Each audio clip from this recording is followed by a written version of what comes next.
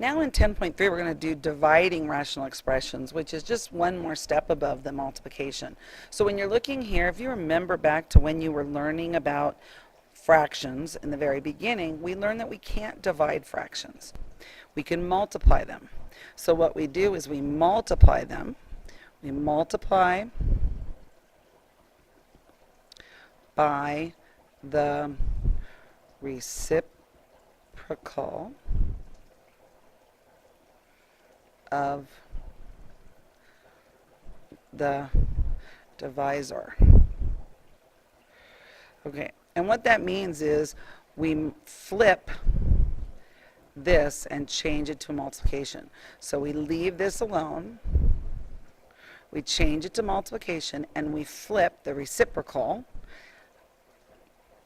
of the divisor. And remember, when you divide by something, it's called the divisor. All right, so now with that, I can actually multiply just like we did in 10.2. So here we multiply across the top, 8n to the 5th times 9 over 3 times 2n squared. Now before I multiply, I happen to notice that there's 5 n's here and 2 n's here.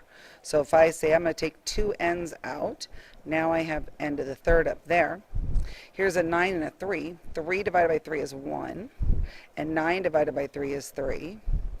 And 8 divided by 2, 2 divided by 2 is 1, and 8 divided by 2 is 4. So I'm looking at the top right now, I get 4n to the 3rd times 3, and on the bottom, 1 times 1 times 1. So it looks like I have 12n to the 3rd power. I could multiply everything out here and then simplify, but it's a little easier if you can do that part first. All right, so once again, we see the division. We know we leave the first fraction alone. We change this to multiplication, and we take the reciprocal of the second fraction. So now I'm going to go ahead and multiply across 2x plus 8 times 9 over 3 times x plus 4. And again, I see right off the bat, 3 divided by 3 is 1, and 9 divided by 3 is 3. I'm wondering if there's something here, because I can see I could take a 2 out. So I'm going to go ahead and rewrite this as 3 times 2x plus 8 over x plus 4. And then I'm going to say, okay, 2x plus 8, I know I can divide the 2 by 2. So 2x plus 2 times 4. And if I take that 2 out, I'm left with x plus 4. So when I rewrite this down here, 2x plus 8 can also be written as 2 times x plus 4. And look at what happens here. We have x plus 4 divided by x plus 4, which is 1, and we're left with 6 is our answer. So again, we're dividing. We write the first fraction down. We change this to multiplication. We take the reciprocal of the second number, second fraction, and we multiply. But look at here.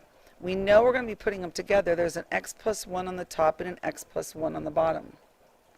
So if I can see that right off the bat, I can say this is one piece. So let's go ahead and multiply it. We get x plus 1 times x plus 3 over x plus 2 times x plus 1.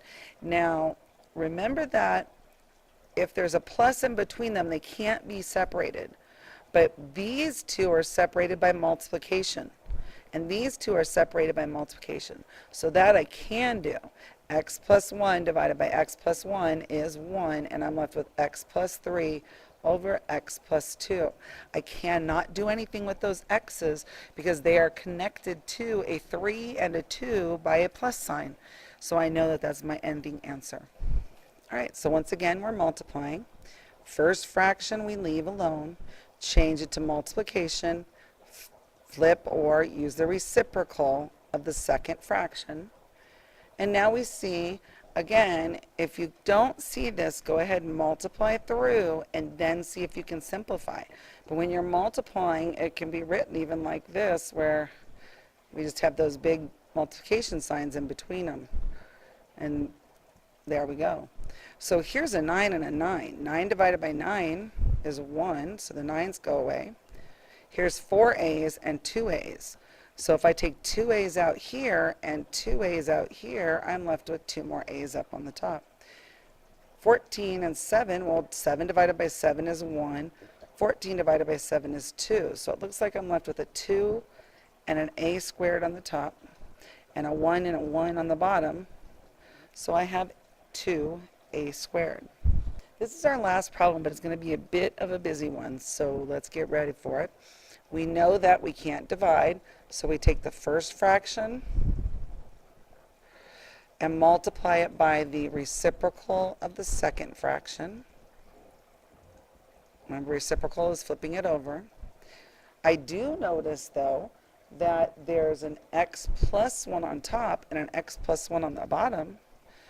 So I bet I can take that out. So let's double check. X plus 1 times x squared minus 2x plus 1 over x squared minus 1 times x plus 1.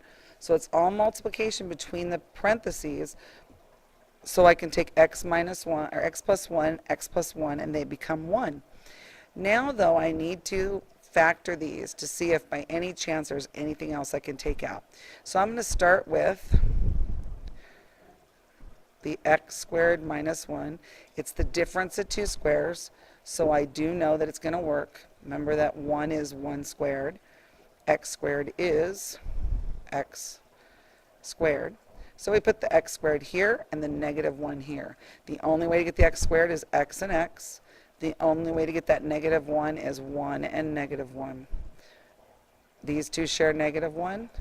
These two share x. These two share x. And these two share positive 1. And in this box I get negative x. In this box I get positive x. And when I put those two together I get 0. So I know that I've got the right thing. So right over here, instead of the x squared minus 1, I'm going to put x minus 1 from up here and x plus 1 from the side. Now I've got to do a box for the second equation.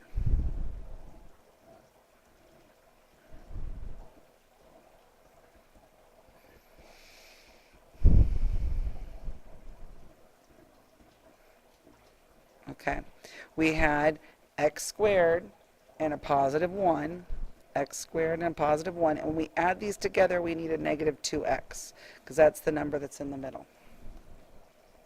All right, getting x squared again is an x and an x. Getting 1, now look at the problem, there's a minus here.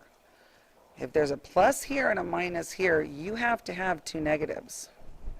It's the only way it's going to happen. So now, these two share negative 1. These two share x. These two share x. These two share, negative 1. Boom. In this box I get negative x. In this box I get negative x. And negative x does make negative 2x. So I'm on the ball. X minus 1, x minus 1. And look at, there was an x minus 1. X minus 1 divided by x minus 1 is 1, and my final answer is, let's try that again, x minus 1 over x plus 1.